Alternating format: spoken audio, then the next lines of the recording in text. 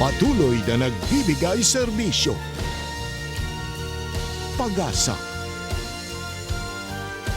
at saya. GMA Regional TV. Kapuso ng bawat Pilipino.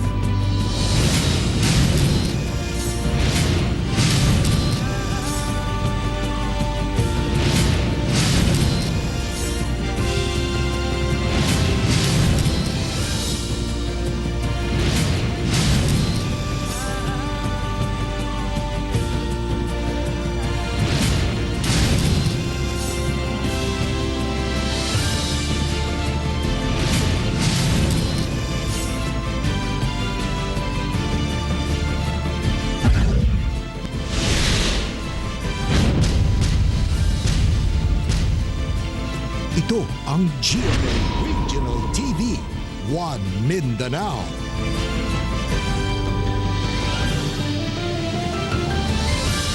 May hapon Mindanao, kini ang GMA Regional TV One Mindanao. Hatod namo ang pinakadagkog, pinakulahing balita sa Mindanao. Ako si Teco Campo. Sara Hilomen Velasco. Real Suroche, live gikan dinhi sa GMA Davao Complex. Surigao del Sur Governor Alexander Pimentel nagpositibo sa COVID-19. Sa post sa social media, gikumpirma kini sa Chief of Staff sa Surigao del Sur Provincial Governor's Office nga si Marjorie Pagaran. Asymptomatic ang gobernador o ganaan na kini na quarantine. Gihawag giniini nga ang mga Surigaonon nga padayon ang pakigbisog sa COVID-19 pinagi sa pagsunod sa health protocols. Una pa migawas ang resulta sa swab test sa gobernador, mipagawas pa kini og mando kalabot sa mandatory rapid antibody test result alang sa mga mosulod gawas sa Tandag City ug Bislig City. Dagan sa pamipadayag og suporta sa ug pag-ampo alang sa paspas nga recovery sa gobernador. Usa ka pari ang nalakip sa nakarecover na sa COVID-19 sa General Santos City. Ani ang COVID-19 update sa Mindanao, pinaagi ni ining report. Miabot na sa 12 ang nagpositibo sa COVID-19 sa provincial capital sa Lanao del Sur. Lakip na si Governor Mamintal Adyong Jr. ug Board Member Attorney Alan Panulong. Usa sabang nadugang sa 5 ka nagpositibo na sa sakit nga close contact sa gobernador. Anaa sa maayong kahimtang ang duha ka opisyales nga anaa na sa ikanapulo nga adlaw sa ilang quarantine. Samtang anaa na sab sa 52 ang frontliners o healthcare workers sa probinsya nga nagpositibo sa sakit nga karon na ayo na. Miabot na sab sa 11 ka pulis ang nagpositibo sa COVID-19 sa Lanao del Sur nga anaa na karon sa maayong kahimtang sa isolation facility. Dunay 555 confirmed COVID-19 cases sa Lanao del Sur, 425 recoveries ug 24 ang namatay. Sa Iligan City, 26 ang nadugang sa nagpositibo sa COVID-19 nga tungod sa local transmission. Samtang duha ka frontliner ug 7 ka apor o authorized person outside residence ang nagpositibo sab sa sakit. Sa karon, 661 na ang total COVID-19 cases sa Iligan City, 477 ang naayo na ug 31 ang namatay. Sa General Santos City, usa ka 50 anyos nga pari sa Diocese of Marbel ang nalakip sa siyam ka bagong nakarecover sa COVID-19. Samtang napulo ang nadugang sa kaso sa COVID-19 sa syudad ug duha ang namatay nga 70 ug 74 anyos nga mga lalaki tungod sa komplikasyon sa diabetes ug hypertension. Misa ka na sa 274 ang confirmed COVID-19 cases sa Jensan, 126 ang nakarecover ug napulo ang namatay. Sa Davao City, usa ka 8 anyos nga lalaki nga taga-Mandug ang namatay sa COVID-19. Nakasinati kini og sintomas ni adtong September 13 ug gi-admit ni adtong September 15. Namatay kini human sa usa ka semana. Namatay sabag usa ka 65 anyos nga lalaking taga-Ilang. Gi-admit kini ni adtong September 19 ug namatay human sa duha ka adlaw. Samtang usa ka 1-year-old baby boy nga taga-gumitan sa Marilog ang nalakip sa 39 ka nagpositibo sa COVID-19 sa syudad. Hinuon usa ka 6-month-old baby boy nga taga-barangay 23-C ang nalakip sa 17 ka bagong nakarecover sa sakit. Misa ka na sa 1,748 ang kumpirmadong kaso sa COVID-19 sa Davao City. 1,421 ang nakarecover ug 67 ang namatay. Sa Zamboanga City, 30 kabuhatan sa gobyerno sa syudad ang temporaryong gisirado tungod sa COVID-19. Lakip dinhi ang Land Transportation Office nga isirado hangtod ugma alang sa disinfection. Sirado sab ang administration building sa Zamboanga City Economic Zone and Freeport Authority nga dunay extension office sabang LTO. Human duha na ka-empleyado ang nagpositibo sa COVID-19. Sa record sa Local Task Force COVID, miabot na sa 287 ang empleyado sa gobyerno sa syudad nga nagpositibo sa sakit. Miabot na sa 1,620 ang mga kumpirmadong kaso sa COVID-19 sa Zamboanga City. 1,098 ang recoveries ug 78 ang namatay. Ako si Sarah Hilomen Velasco para sa One Mindanao. Mandatory na karon sa El Salvador City ang pagsulob og face shield ug face mask kung moadto sa mga pampublikong lugar. Samtang gatusan ka mag-uuma ang nakabenepisyo sa tupad program sa kagamhanan. Dugang detalye sa report ni Cyril Chavez. Subay sa Executive Order No. 133 nga gipagawas sa El Salvador City LGU, mandatory na ang pagsulob og face shield ug face mask kung moadto sa mga pampublikong lugar sama sa parke, opisina ug mga kan-anan. Sumala pa ni Mayor Edgar Lignes nga iya kining gihimo aron masiguro nga dili mo kaylap ang COVID-19 sa syudad, labi pa nga anaa na sa 17 ang ilang kinatibuk ang kaso. Ang mga masapon nga mulapas, posibleng makabayad og 2,500 pesos penalty alang sa first offense. Minimum up to 5 first offense. Dayon 3,000 sa ikaduhang offense. Sa ikatulo 5,000. Dayon and/or imprisonment of 15 days. Usa sa mga gitagaan og kabugaton sa opisyal ang mandatory wearing of face shield sa mga kan-anan sa syudad, labi na sa mga staff aron masiguro nga limpyo ang mga ginaserve nga pagkaon. Usa lamang ang karinderya nga ginatrabahuan ni Marisol Caaminio sa mga nagasunod na sa maong pulisiya, labi pa nga nakita nila ang kamahinungdanon niini. O yun kayo, sir. Para paglikay sa virus. Nga moabot sa among kagalingon. O yun kayo, sir. Samtang kaganinang buntag, ana sa 120 ka mga tabako farmers sa El Salvador ang nalakip sa tupad program nga gilatag sa dole og sa lokal nga kagamhanan. Ang mga benepisyaryo kinahanglan lamang nga maglimpyo palibot sa ilang mga panimalay sulod sa napulo ka adlaw ug makadawat na sila og 3,650 pesos alang sa ilang community work. Nagpasalamat mi sa tupad sa akong tabang po namong mga farmers sa Tobico sa ilang hatag nga ayuda namo. Ginatunta nga marungan pa sa kadaghang pangkatuigan nga mga hatagan tupad sa amo ang ayuda. Napoy mais, napoy ginamay nga mais, napoy kay pa. In case nga dili mahalin ang tabako o tumulo ka, napoy gamay nga pagkaon. Ngay makuha na mo ba? Kauban si James Yap sa kamera. Ako, si Cyril Chavez para sa One Mindanao. Gikatakda ng abihan ang Talomo Coastal Road sa Davao City sunod bulan. Atong sayron ang detalye niini sa live report ni Sheila Vergara Rubio. Sheila. Tek sa pagkakaroon ginatapos na lang sa DPWH 11 ang pag-aspalto sa dalan. Una kinihingpit nga maablihan nga to sa publiko. Samtang subli silang nanawagan sa katawhan nga dili una mosulod sa coastal road sa karon, saglit nagatrabaho pa sila. Kini na ang hitsura karon sa Talomo Coastal Road kung asa halos patapos na ang pag-aspalto sa pavement. Sigon sa DPWH 11 nga kumagpaday ng hapsay nga pagtrabaho, gikatakda na kining maabrihan karong Oktubre. Sa pagkakaron, dagkong signage ang gipahimutang sa mga entrada aron mapugnan ang bisan si kinsa nga mosulod aron walay makahasol sa ilang pagtrabaho. Apan sumala pa nga daghang tao ang gahi og ulo nga nagasulod gihapon ilabi na kung weekend o ginawahing lang ang ilang mga harang aron lamang makakita sa kanindot sa maong proyekto. Bawal gihapon na sa karon na sundan ang coastal road. So doon naman ba yung mga tao na nagmagahi, no? Ilahagin ginawahing ang atong mga ginatutan na barikada aron makasilid sila. And also the residents are insisting to get in.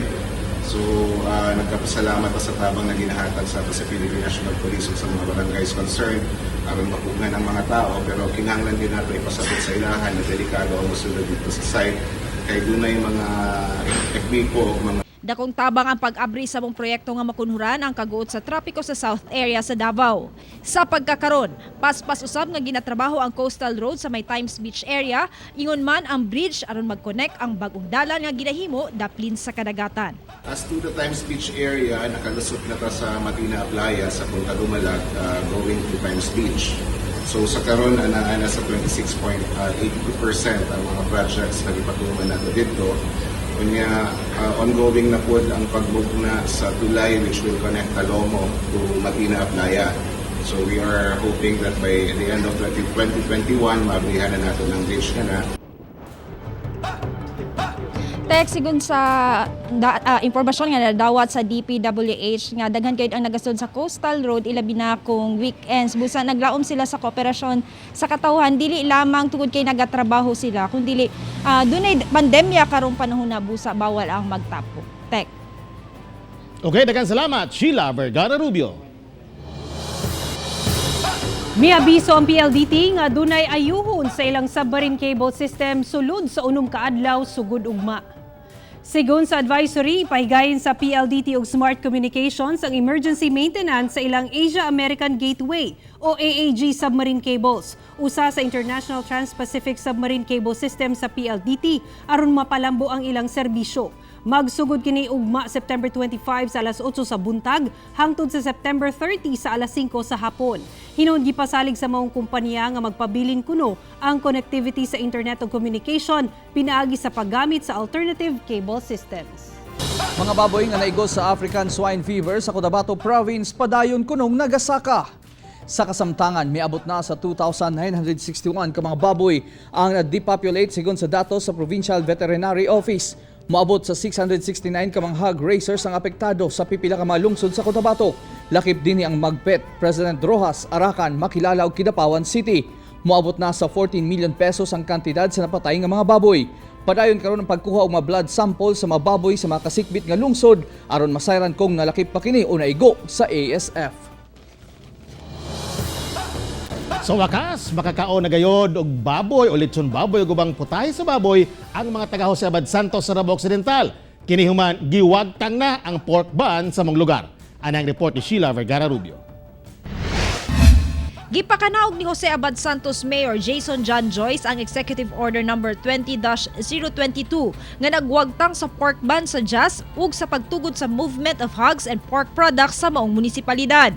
Kahinumduman nga napakanaog ang pork ban bunga sa positibong kaso sa African Swine Fever o ASF. Ngayon naman pong June ay nagkaroon po tayo ng second set of ASF incidents sa South Jose Abad Santos o malapit sa Glan. Nagkaroon na naman po tayo ng culling at pinatay naman po ang mga baboy sa mga apektadong mga barangay.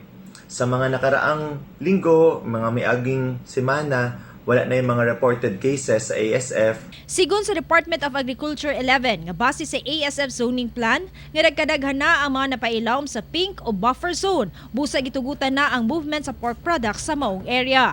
So once nga green zone ka, meaning to say free ka from ASF, no reported outbreak, and kung naa ka sa yellow zone mo tong surveillance, pag naa ka sa pink zone mo tong buffer zone.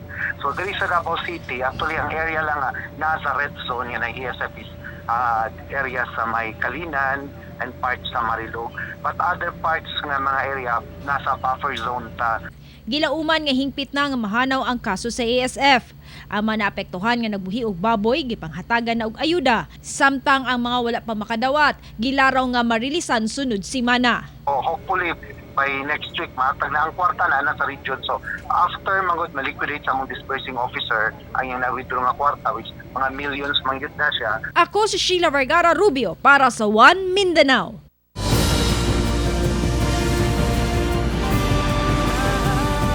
Ito ang GMA Regional TV, One Mindanao.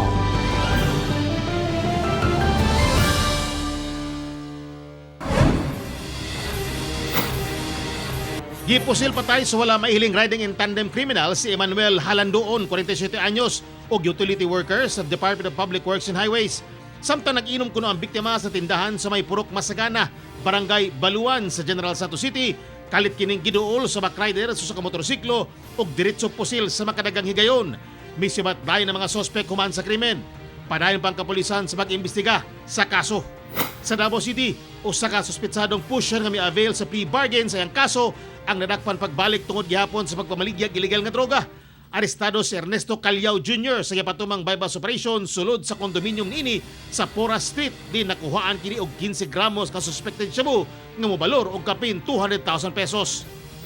Sa Davao City gihapon, arestado sila Peter Salibay o Rodel Lariosa sa gipatumang bypass operation sa mga elemento sa PIDEA sa Del Pilar Street.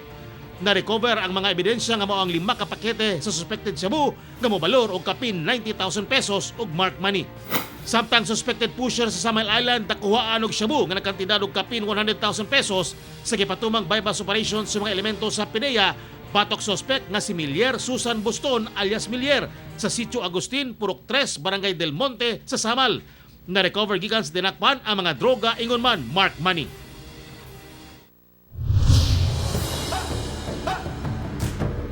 Usa ka Australiano ang gidakop sa Anti-Cybercrime Unit Region 10 sa Cagayan de Oro City. Atong sayron ng detalye niini sa live report ni Cyril Chavez. Cyril. Yasara gidakop ang maong Australian national og kaubang Cagayanon human nga nalambigit kuno sila sa sexual exploitation activities. Gidakop sa mga elemento sa Anti-Cybercrime Unit 10 ang 42 anyos nga Australianong si Matthew Aaron Clement tungod sa paggamit sa mga minor de edad nga mga babae alang sa cybersex. Modos matod pa sa dinakpan nga sa aran niya og dakong kantidad nga kwarta og mga nindot nga sinina ang mga biktima. Ginapahit-hit sab niini og shabu ang mga dalagita una makighilawas. Malampuson hinong na-rescue sa mga otoridad uban sa CSWD ang duha ka mga babaeng minor de edad. Atong isa na discover pud namo sir nga first time di ay niya to nga pag-adto. Then wala siya ga-expect nga mao toy mahitabo kay ang gi-offer lang sa iyaha is nalang ipatrabaho sa iyaha. Then tagaan siya og money. Nadakpan usab si Julius Mandawe, 29 anyos, kinsa gitudlo nga kauban sa sospek.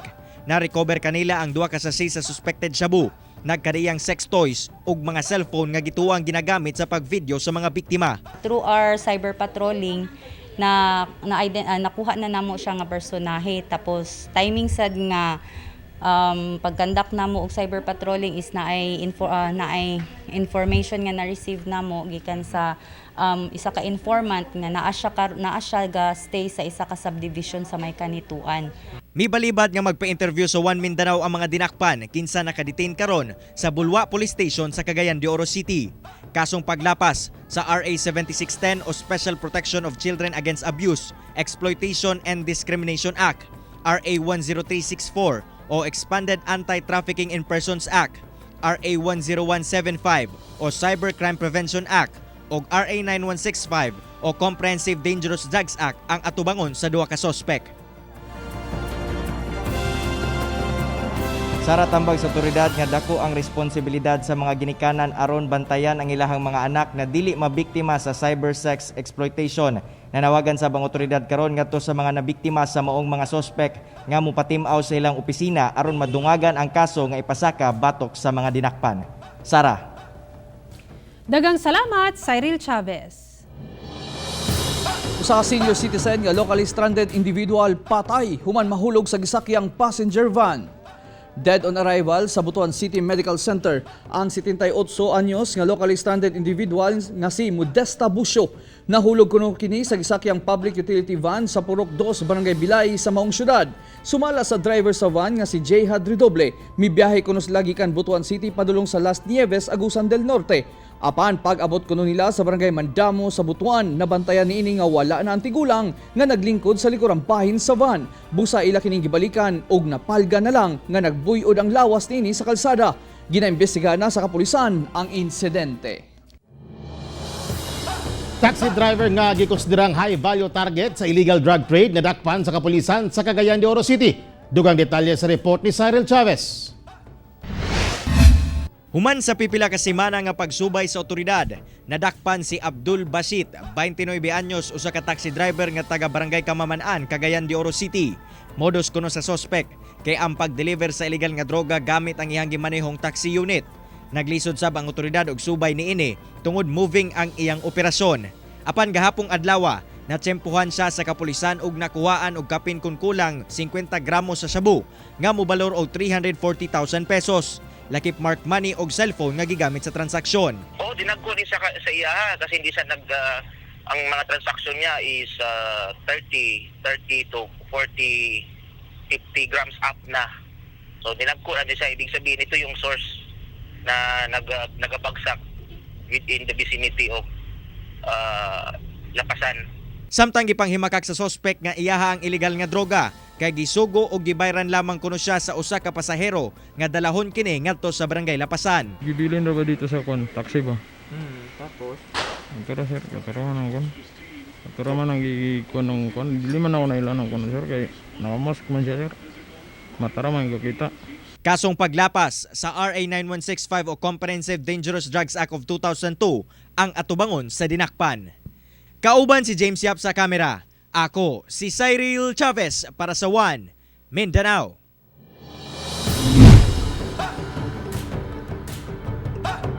Pipila ka mga residente sa Barangay Manuel Janga sa Tugbok District, Davao City ang nahatagan og libreng serbisyong medikal sa City Health Office sa syudad. Ano yung report ni Sheila Vergara Rubio.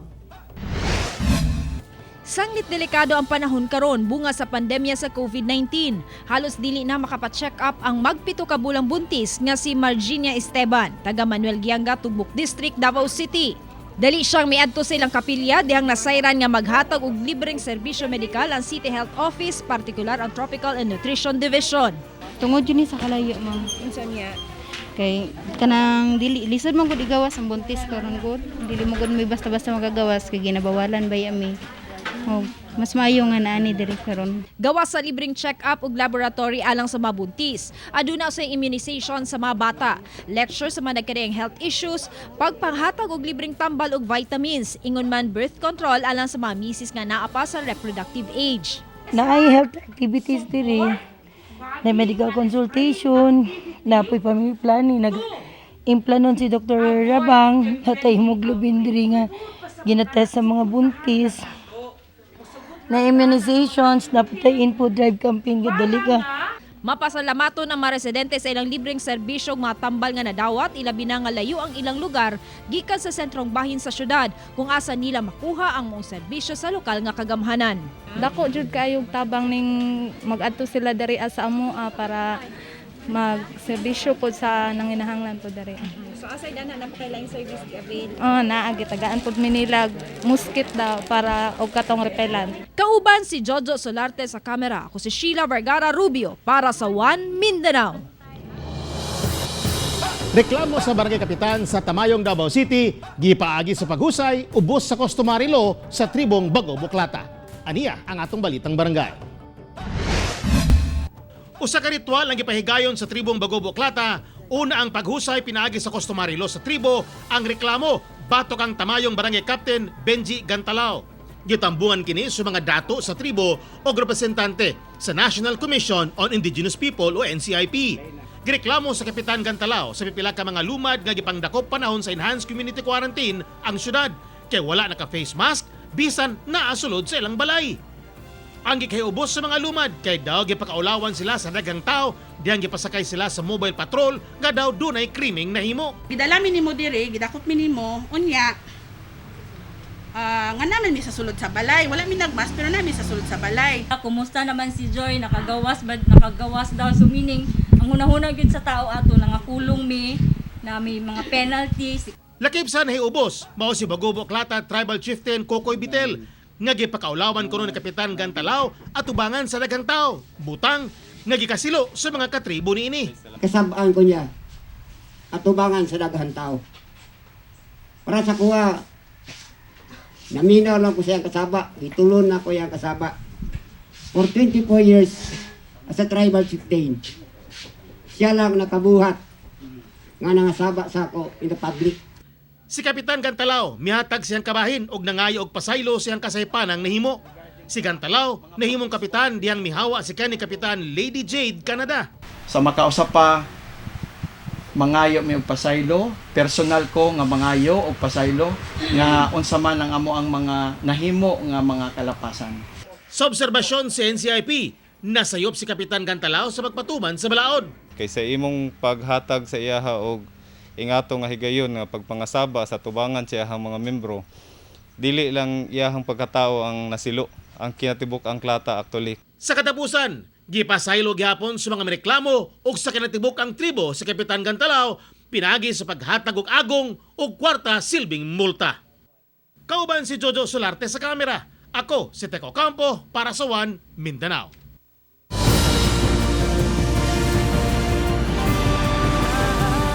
Ito ang GMA Regional TV, One Mindanao.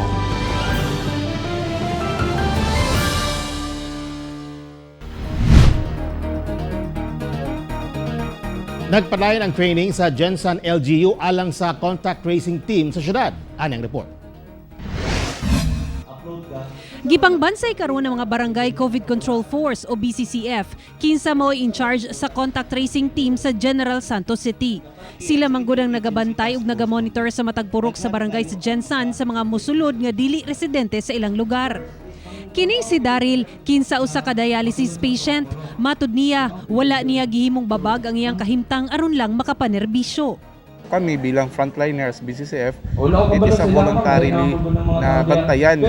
So aside sa family ko, babantayan ko rin yung kapitbahay ko, yung mga neighbor ko. So sa pamamagitan ng pag-contact tracing sa kanila. Si Daryl uguban pang BCCF, gitudluan kung paunsa pag-scan sa QR code sa home quarantine pass ug unsaon pag-encode sa detalye sa QR code. Dakong tabang sabang contact tracing apps kung asa makita ang detalye sa giadtuan ug kung kinsa ang nakauban sa nagpositibo sa COVID-19. Anaa sa 800 ka contact tracers ang target nga matudluan sa Gensan LGU. Duna say allowance nga igahin alang kanila. Ako si Sarah Hilomen Velasco para sa One Mindanao. Misa ka na sa sobra 31.8 million katao na ang nagkasakit o COVID-19 sa tibuok kalibutan. Samtang kapin 296,000 ang nataptan sa Pilipinas ug sobra 10,300 niini mga Mindanawan. Dunay kapin 31,880,000 katao ang dunay COVID-19 sa tibuok kalibutan. Ana nasab sa halos 22 million ang recoveries ug 976,940 ang namatay. Samtang miabot na sa 296,755 ang nataptan og COVID-19 sa Pilipinas. 231,928 na ang naayo ug 5,127 ang namatay. Ug sa maong ihap, 10,387 ang dunay COVID-19 sa Mindanao, 7,052 ang nakarecover ug 319 ang namatay. Sa Zamboanga del Sur, arestado ang barangay kapitan ug tulo ka kaubanan diyang nasakpang nagsabong. Dakpan ang barangay kapitan sa barangay Tubo Pait sa Dumalinaw, Zamboanga del Sur nga si Clementino Mosqueda, 65 anyos, diyang nasakpang nagsabong sa purok tangke sa maong lungsod. Uban niini ang tulo ka laing individual. Nadakpan ang upat human dunay nagsumbong sa kapulisan sa San Pablo nga dunay illegal gambling nga nahitabo.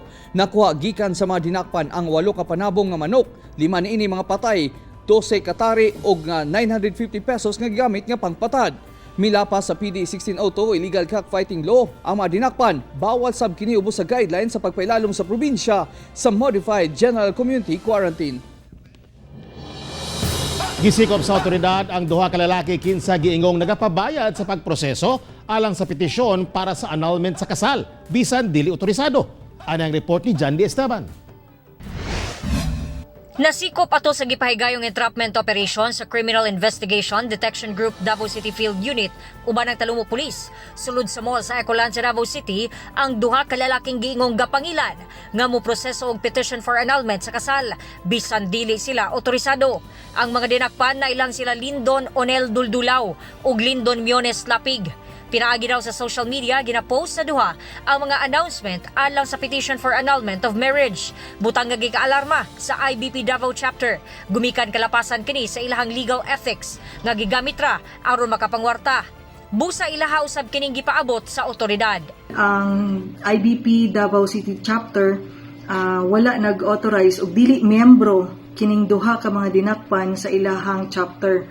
So busa na ngaytag certification na they are not authorized as agent of the court diri sa Davao City to transact business, especially on processing of petition for annulment of marriage. Nakuha gikan sa mga dinakpan ang kapin 230,000 pesos nga budol money. Balog na sa prisuhan ang mga dinakpan samtang ginahikay na ang kasong paglapas sa usurpation of authority o estafa. Ako si John D. Esteban para sa One Mindanao. Sa atong padayong pag-atubang sa hagit sa pandemya, padayon sab ang GMA Regional TV sa pagpanghatag og hinabang ngadto sa mga apektado sa krisis. Ani report.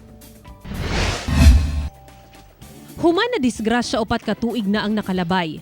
Doble kalbaryo ang gidala ni Raymond Dupilas Dusal, 30 anyos nga taga Kalinan, Davao City. Gawa sa naputol ang iyang usa ka tiil, nawad-an usab siya og trabaho. Isip kinamagulangan sa 8 ka magsuon, dako iyang responsibilidad sa iyang pamilya. Busa mapasalamaton siya sa hinabang nga iyang nadawat gikan sa GMA Regional TV. Sa GMA, salamat kay dako kay niabot mo diri nga nakatabang po mo sa nagpait na nga pandemya pod karon. Naglisod gid tanang mga tao karon pait. Sa padayong paningkamot ni Raymond alang sa iyang pamilya, naningkamot sab ang GMA Regional TV nga mahatod sa atong mga kapuso sama ni Raymond ang tabang pinaagi sa Kapuso Barangayan on Wheels. Ang mga anchors ug correspondents nagtinabangay nga magrepack ug magsulat og mensahe nga makapadasig aron mo padayon taliwala sa pandemya. Sa venue, ang Kapuso team kinsa nagsulob sa ilang mga personal protective equipment o PPE, misiguro nga na-disinfect ang venue. Ang matag benepisyaryo miagi sa istriktong health protocol. Silang tanan naka-face mask ug face shield, gikuhaan og body temperature, nag-sanitize og gamot ug naka-social distancing. Sa katapusan, mabati ang kalipay sa matag benepisyaryo dihang nadawat na ang ilang hinabang. Ang Kapuso Barangayan on Wheels, usa sa mga aktibidad sa GMA Regional TV, agig pagsaulog sa 70th anniversary sa GMA Network nga mitumong sa paghatag og serbisyong tinuod. Ako si Sarah Hilomen Velasco para sa One Mindanao.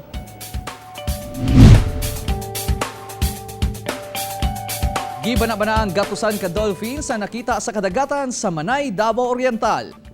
Gikan sa Pusan Point ang pamilya ni Police Colonel Nolan Rakid og sadyang pauli na sakay sa bangka diyang daw dunas lay nakita nga bagang duot sa isda sa laod busa ila kining giduulan. Sa pagsuta mga dolphin di ay nga gibana-bana ang ana sa sobra gatos ang gidaghanon. Sa ilang paglakaw wala kuno mibiya kanila ang mga dolphin gani gisabayan sila nga daw murag mga escort hangtod nga nakaabot sila sa ilang destinasyon. Gikalipay sa pamilyang Rakid ang ilang talagsaong kasinatian nga maka-encounter nga ingon ato kadagang dolphins. Ikapila na nga dunay nakita nga mga dolphins sa kadagatan sa Davao Oriental. Apar karon lang kuno nahitabo ang pagdagsa sa dagang dolphins sa maong lugar. Mga kapuso, 92 kaadlaw na lang una magpasko.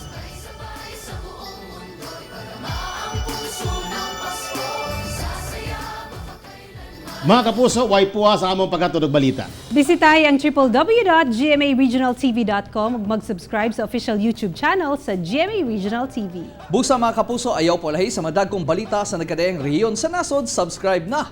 Ug mo katumulag dagkong balita sa Mindanao karong adlaw. Ako si Real Soroche. Daghang salamat sa inyong kanunay nga pag-uban kanamo matag adlaw. Ako si Sarah Hilomen Velasco. Tungod ang mga balita sa atong palibot, importante alang kanamo. Kini ang GMA Regional TV One Mindanao. Tek Ocampo, buong puso para sa Pilipino.